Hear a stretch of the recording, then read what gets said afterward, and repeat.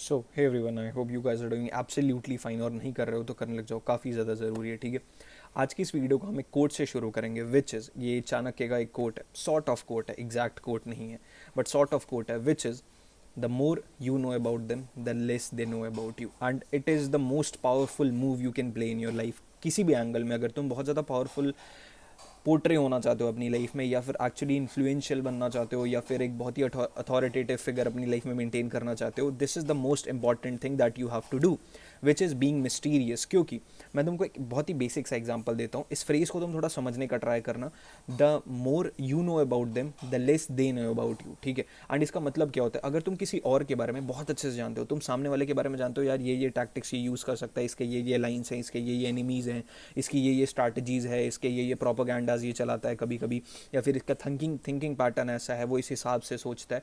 उसके बाद तुमको बहुत ज़्यादा समझ में आ जाएगा कि तुमको कैसी चीज़ें इसको बतानी चाहिए, कैसी चीज़ें इसको नहीं बतानी चाहिए। अब मैं तुमको एक बेसिक एग्जांपल से समझाता हूँ। तुम्हारी लाइफ में मान लो तुम्हारे 4 दोस्त हैं, ठीक है, उन 4 दोस्त को तुम बहुत अच्छे से जानते हो, बट वो चारों ना एक अलग अलग कैटेगरी में फॉल करते होंगे। तुमको पता होगा कि एक इंसान को तुम पैसों के बारे में बहुत ज़्यादा ट्रस्ट कर सकते हो, एक इंसान को तुम कोई सीक्रेट के बारे में बहुत ज़्यादा ट्रस्ट कर सकते हो सकता है एक इंसान को तुम्हारी वाइफ है, तुम्हारी फैमिली है, अगर तुमको कहीं छोड़ के जाना है तो तुम अपनी फैमिली को वहाँ छोड़ दोगे, उस हिसाब में ट्रस्ट कर सकते हो। ये जो 3 लोग हैं या फिर 3-4 तुम्हारे दोस्त हैं, वो अलग अलग कैटेगरी में फॉल करेंगे, क्योंकि एक के ऊपर हर चीज़ का ट्रस्ट होना इज़ क्वाइट रिस्की। अभी के टाइम पे तो बहुत ज़्यादा रिस्की है। एंड मैं बोलूँगा, अगर कोई एक ऐसा इंसान है जेन्युइनली जिसके ऊपर तुम हर तरीके से भरोसा कर सकते हो, तुम सच में स्वर्ग भोग रहे हो फिर इस धरती पे। क्योंकि एक्चुअली अगर तुम कर सकते हो तो एक बहुत ही अच्छी बात है, तुम भगवान का हाथ है तुम्हारे ऊपर, तुम ऐसा समझ लो। बट नहीं है, स्टिल तुम थोड़ा सा इसको समझने का ट्राई करो कि यार अगर तुमको पता है कि कैटेगरी वाइज कि इसको तुम क्या बता सकते हो क्या नहीं बता सकते हो, तो वहाँ पे तुम्हारे पास पावर है कि यार हाँ ठीक है, मैं इसको हर चीज़ें नहीं बताऊंगा, मेरे को जितना मेरे को पता है ये रख सकता है, या जितनी इसकी कैपेबिलिटी है रखने की, संभालने की, समझने की, मैं उतनी ही चीज़ें इसे बताऊँ।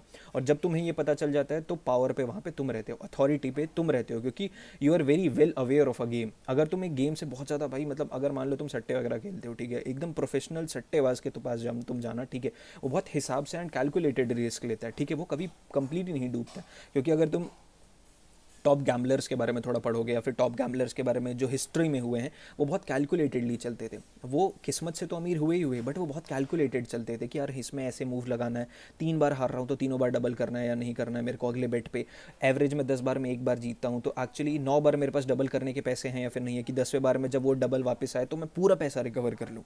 ऐसा वो सोच पा रहा है, नहीं सोच पा रहा है, एक्चुअली बहुत कैलकुलेटेड चलता है। एंड ऐसे ही तुमको भी अपनी लाइफ में कैलकुलेटेड चलना चाहिए। तुमको पता है जब जिससे भी तुम अलाइंस बिल्ड कर रहे हो कि वो कैसा है, वो किस हिसाब से सोचता है, उस तुमको पता होगा फिर कि तुम्हें किस तरीके की चीज़ें उसे बतानी चाहिए, किस तरीके की स्ट्रैटेजीज तुम्हें उसे बतानी चाहिए कि वो तुम्हारे अगेंस्ट में आगे जाके यूज़ ना कर ले। क्योंकि you can't trust any buddy in this life, ठीक है। एंड अगर तुम पावरफुल अथॉरिटेटिव पोजिशन पर रहना चाहते हो जहाँ पे you want to be undefeatable, you have to be like this, you have to be mysterious. And इसको रिस्पेक्ट वाले सेंस में भी तुम समझ सकते हो। मैं तुमको एक बेसिक एग्जाम्पल रिस्पेक्ट वाले में बता देता हूँ। If you want to be super respectful ना, किसी को कुछ मत बताओ, किसी को अपने प्लान्स के बारे में मत बताओ, किसी को अपनी स्ट्रैटेजीज के बारे में मत बताओ, कुछ भी मत बताओ। आउट ऑफ नोवेयर चीज़ें कर दो, वो शॉक हो जाएंगे, एंड वो शॉक उनको रिस्पेक्ट कॉम कर देगा तुम्हारे लिए उनके अंदर। क्यों करेगा? एक बेसिक एग्जांपल समझो। मान लो एक ऐसा इंसान है कि यार उस इंसान के बारे में तुम बस इतना जानते हो कि यार ये काम कर रहा है, बस कर रहा है, उसने तुमको बता दिया अगले महीने वो ये करने वाला है, वो कर दिया, ठीक है। You will think he is a man of his words and that's it. उससे ज़्यादा तुम उसके बारे में नहीं सोचोगे, थोड़ा रिस्पेक्ट बढ़ जाएगा। अगली बार वो कोई चीज़ बोलेगा तो तुम थोड़ा ज़्यादा वेट से उसको समझोगे कि यार ये बोला था तो यार अगली बार भी ये कर देगा, ठीक है। बट वहीं पर एक दूसरा इंसान ऐसा है जो कि कुछ नहीं बोलता है, ठीक है, वो कुछ नहीं बोलता है, अगले महीने वो बूम कोई चीज़ कर देता है। तुम शॉक हो जाओगे, एंड वो शॉक तुमको उसके लिए रिस्पेक्ट फॉर्म कर देगा, ठीक है।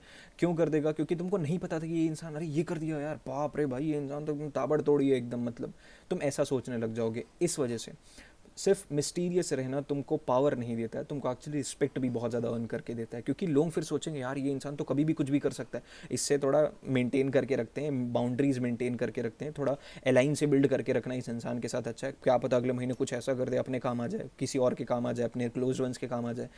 इस वजह से being mysterious is the best thing and the best move you can play in your life, so play that, ठीक है। इस चीज़ का ध्यान रखो, मिस यूज़ मत करना, बट कभी कभी मिस यूज़ करने का टाइम आए तो मिस यूज़ भी कर लेना। अपना ध्यान रखो, अपना ख्याल रखो, एंड ये वीडियो ज़्यादा से ज़्यादा लोगों को भेज देना, अपने क्लोज वंस को एटलीस्ट भेज देना, ताकि वो इस चीज़ के बारे में अवेयर रहें, एंड अपना ख्याल रखना।